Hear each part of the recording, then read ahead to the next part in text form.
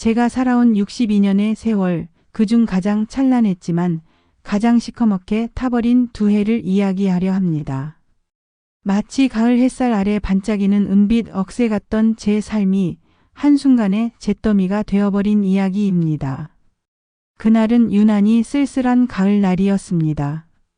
퇴직한 지 2년, 남편은 몇 년 전 먼저 세상을 떠나고 아들 김진성은 제 곁을 떠나 미국으로 유학을 가버렸으니 텅 빈 집에서 저 박미숙은 그저 홀로 시간을 보내고 있었습니다.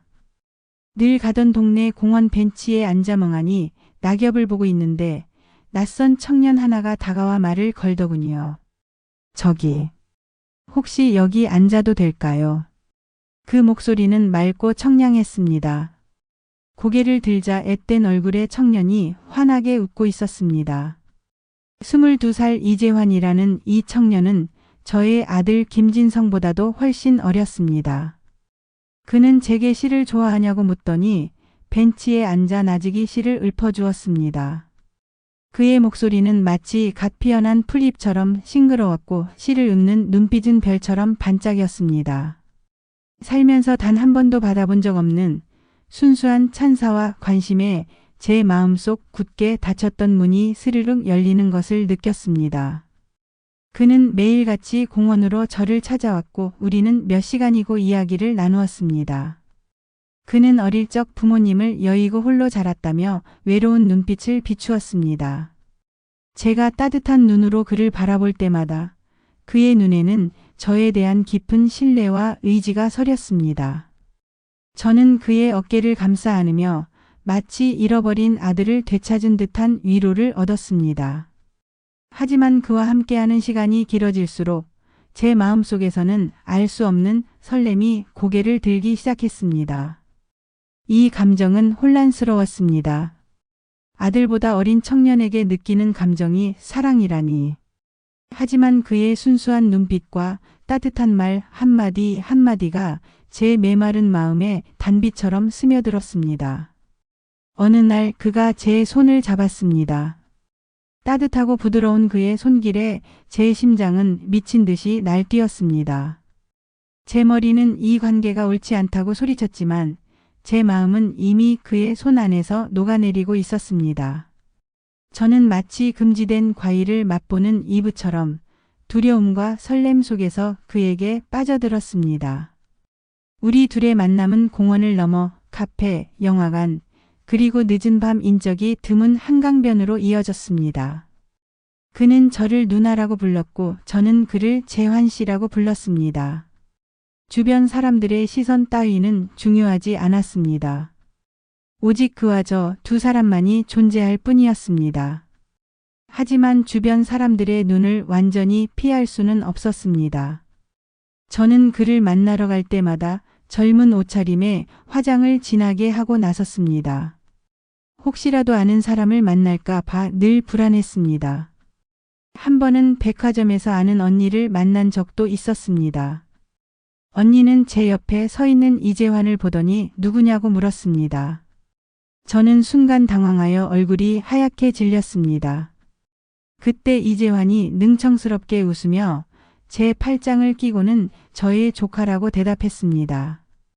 언니는 영 미심쩍은 표정으로 우리를 쳐다봤지만 저는 애써 태연한 척하며 그 자리를 벗어났습니다. 이재환은 저의 불안한 마음을 아는지 모르는지 더욱 적극적으로 제게 다가왔습니다. 그는 제게 시를 써서 보내주고 직접 만든 작은 선물들을 건네주었습니다. 제 생일에는 근사한 레스토랑을 예약해 놓고는 커다란 꽃다발을 안겨주기도 했습니다. 그런 그의 행동 하나하나에 저는 마치 20살 어린 소녀처럼 설레고 행복했습니다. 잊고 살았던 여성으로서의 제가 다시 태어나는 기분이었습니다.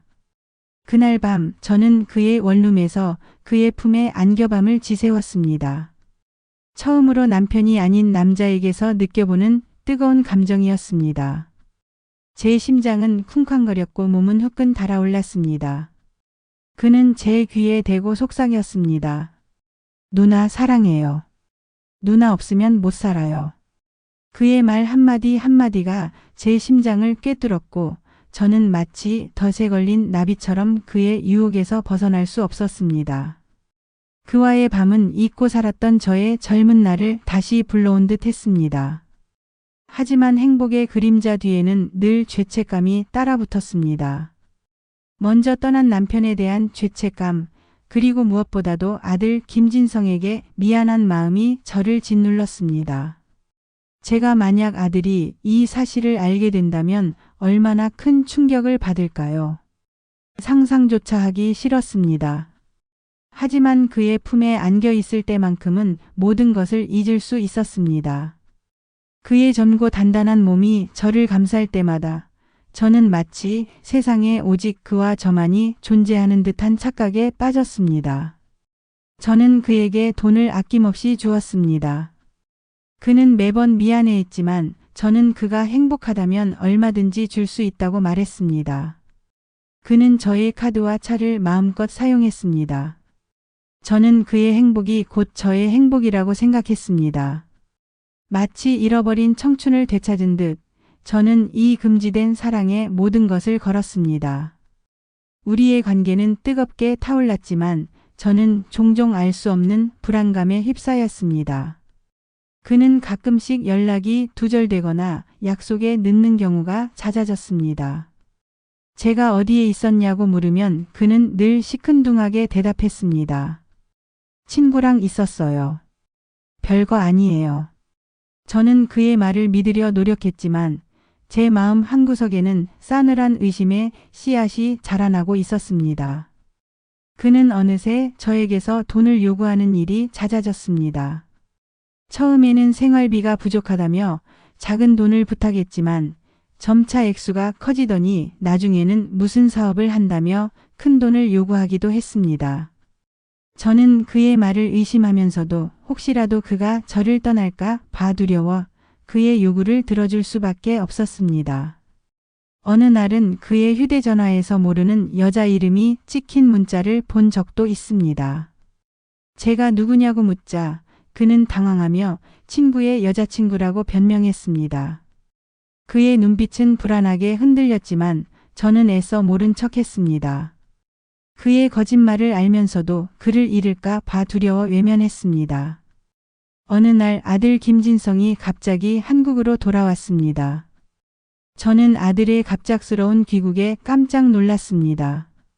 아들은 제게 말했습니다. 엄마, 요즘 이상한 소문이 들려요. 엄마가 어떤 젊은 남자랑 어울려 다닌다고. 아들의 말에 제 심장은 쿵 내려앉았습니다. 저는 아니라고 극구 부인했지만 아들은 이미 모든 것을 알고 있는 듯한 눈빛으로 저를 쳐다봤습니다. 저는 그날 밤 이재환에게 연락해 당분간 만나지 말자고 말했습니다. 그는 제게 화를 내며 절대로 그럴 수 없다고 소리쳤습니다. 저는 두려웠습니다. 아들에게 모든 것이 들통날까봐, 그리고 그를 잃을까봐. 며칠 후 저는 우연히 동네 카페에서 이재환을 보게 되었습니다. 그는 제 또래의 다른 여자와 함께 웃고 떠들고 있었습니다. 그녀는 저보다 훨씬 젊고 화려한 옷차림을 하고 있었습니다. 제 심장이 갈기갈기 찢어지는 것 같았습니다. 그에게 다가가 따져 묻고 싶었지만 제 다리는 움직이지 않았습니다. 그날 밤 저는 잠을 이룰 수 없었습니다. 배신감과 분노, 그리고 지독한 외로움이 저를 덮쳤습니다. 다음 날 저는 이재환에게 전화를 걸어 만나자고 했습니다. 그는 마지못해 제 연락을 받았습니다. 우리는 처음 만났던 공원 벤치에 마주 앉았습니다. 저는 떨리는 목소리로 물었습니다. 저기, 혹시 그 여자 누구니? 그는 아무 말 없이 고개를 숙였습니다. 저는 다시 물었습니다. 나 말고 다른 여자 만나는 거니? 그는 한참을 망설이더니 나직이 대답했습니다. 네, 사실. 저는 누나를 돈으로 봤어요. 그의 말에 제 세상은 산산조각 났습니다. 저는 믿을 수 없다는 듯 그를 쳐다봤습니다. 그는 제 눈을 똑바로 쳐다보며 말을 이어갔습니다. 누나에게 접근한 건 다 계획이었어요. 누나는 저에게 돈을 줄 수 있는 사람이었으니까요. 그의 얼굴에는 일말의 미안함도 없었습니다. 오히려 비웃는 듯한 차가운 미소가 걸려 있었습니다. 저는 그 자리에서 주저앉아 하염없이 눈물을 흘렸습니다. 제 금지된 사랑은 잔혹한 배신으로 끝이 났습니다. 그날 이후 저는 한동안 집 밖으로 한 발자국도 나갈 수 없었습니다. 밥도 먹지 못하고 잠도 자지 못했습니다. 제 몸과 마음은 만신창이가 되었습니다. 아들 김진성은 제가 힘들어하는 모습을 보고 모든 사실을 알게 되었습니다. 아들은 분노했습니다. 당장 이재환을 찾아가겠다고 소리쳤습니다. 저는 아들을 말렸습니다. 이미 모든 것이 끝나버린 일, 더 이상 아무것도 하고 싶지 않았습니다. 저는 모든 것을 잃었습니다. 사랑이라고 믿었던 감정은 한낱 사기에 불과했습니다. 믿었던 사람에게 배신당하고 돈까지 잃었습니다. 무엇보다 제 자존심은 땅속으로 처박혔습니다. 주변 사람들의 시선도 두려웠습니다. 제가 어리석게도 어린 남자에게 놀아났다는 사실을 알면 모두가 저를 비웃을 것 같았습니다. 하지만 저는 이대로 무너질 수 없었습니다. 저는 아들에게 솔직하게 모든 것을 털어놓았습니다. 아들은 처음에는 저에게 화를 냈지만 이내 저를 따뜻하게 안아주었습니다. 엄마 괜찮아요. 엄마는 혼자가 아니에요. 제가 있잖아요. 아들의 품에 안겨 저는 한없이 울었습니다. 아들의 따뜻한 위로가 제게 큰 힘이 되었습니다. 저는 다시 일어서기로 결심했습니다. 늦었지만 이제라도 제 삶을 다시 찾아야 했습니다. 저는 변호사를 찾아가 이재환을 사기죄로 고소했습니다. 비록 돈을 돌려받지는 못했지만 저는 그의 파렴치한 행동에 대한 대가를 치르게 하고 싶었습니다. 저는 그에게 보내주었던 모든 돈을 돌려받고 싶었습니다. 비록 그 돈이 제게 돌아오지 않더라도 저는 그가 벌을 받아야 한다고 생각했습니다. 사건이 진행되는 동안 저는 다시는 누구도 믿지 않겠다고 다짐했습니다. 특히 저에게 친절하게 다가오는 젊은 남자들은 더욱 경계했습니다. 하지만 시간이 지날수록 저는 상처를 치유하고 다시 세상 밖으로 나아가야 한다는 것을 깨달았습니다. 저는 다시 동네 공원으로 나갔습니다. 처음에는 두려웠지만 매일같이 공원을 찾아오는 사람들의 얼굴을 보며 조금씩 용기를 얻었습니다. 저는 다시 운동을 시작하고 봉사활동도 시작했습니다. 새로운 사람들과 만나 이야기를 나누며 저는 조금씩 웃음을 되찾을 수 있었습니다. 이재환과의 사건은 저에게 깊은 상처를 남겼지만 동시에 저와 아들 김진성의 관계를 더욱 단단하게 만들었습니다. 아들은 저의 상처를 진심으로 아파해 주었고 제가 다시 일어설 수 있도록 곁에서 묵묵히 힘이 되어 주었습니다. 저는 아들에게 처음으로 제 속마음을 다 털어놓았습니다. 외로웠던 마음, 한때는 사랑이라고 착각했던 감정, 그리고 그 모든 것을 돈으로 이용당했다는 배신감까지. 아들은 제 이야기를 들으며 아무 말 없이 제 손을 잡아주었습니다. 엄마, 제가 옆에 있는데 왜 혼자 아파하셨어요? 제가 더 잘할게요. 아들의 말에 저는 또다시 눈물을 쏟아냈습니다. 그동안 혼자 짊어졌던 아픔이 아들의 따뜻한 위로로 녹아내리는 것 같았습니다. 저는 아들이 제 삶의 가장 큰 버팀목이라는 것을 다시 한번 깨달았습니다. 이제 저는 더 이상 아들에게 짐이 되고 싶지 않았습니다. 아들이 미국으로 돌아갈 때 저는 덤덤하게 말했습니다. 진성아, 엄마는 이제 괜찮아. 내 할 일 열심히 해. 그리고 엄마는 엄마의 삶을 살게.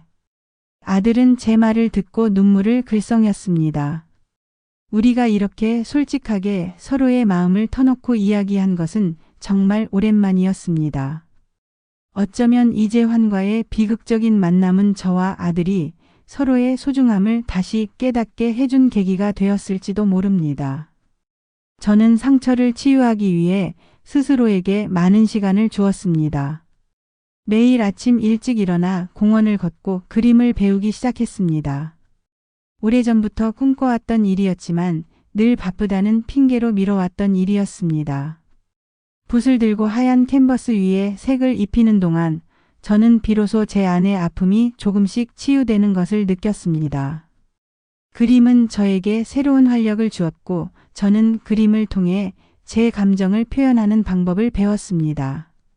어느 날은 제가 그린 그림을 보고 하실 선생님이 깜짝 놀라며 칭찬해 주었습니다. 선생님 그림에서 삶의 깊이가 느껴져요. 정말 훌륭합니다. 그 칭찬 한마디에 저는 잊었던 자신감을 다시 얻을 수 있었습니다. 저는 제가 좋아하는 일을 하며 살아갈 수 있다는 사실에 감사했습니다. 더 이상 누군가에게 의지하거나 누군가의 시선에 갇혀 살고 싶지 않았습니다. 오롯이 저 박미숙으로서 행복하게 살아가고 싶었습니다. 저는 그 후에도 꾸준히 그림을 그렸고 작은 동네 전시회에 그림을 걸기도 했습니다. 제 그림을 보러 온 사람들이 따뜻한 눈으로 제 그림을 감상하고 칭찬해 줄 때마다 저는 이루 말할 수 없는 행복을 느꼈습니다. 비록 비극적인 사랑으로 시작된 상처였지만 그 상처가 저를 더 강하게 만들고 새로운 길을 열어주었다는 것을 깨달았습니다. 이제 저는 이재환을 미워하지 않습니다. 그가 저에게 준 아픔은 크지만 그 아픔 덕분에 저는 제 삶의 소중함을 다시 깨달았습니다. 저는 황혼기에 접어들었지만 이제야 비로소 제 삶의 진정한 의미를 찾아가는 것 같습니다. 어쩌면 인생이란 늘 고통과 시련의 연속일지도 모릅니다. 하지만 그 속에서 우리는 진정한 자신을 발견하고 더 단단해질 수 있습니다. 저는 이 이야기를 통해 다른 사람들에게 말해주고 싶습니다. 인생의 황혼기에 찾아오는 사랑은 때로는 달콤한 유혹일 수 있습니다. 하지만 그 달콤함 뒤에는 쓰디쓴 독이 숨어 있을 수도 있습니다. 여러분의 삶에서 혹시 이와 비슷한 경험을 하셨나요? 그 속에서 어떤 상처를 받았고 어떻게 그 상처를 치유하셨나요? 여러분의 이야기가 궁금합니다.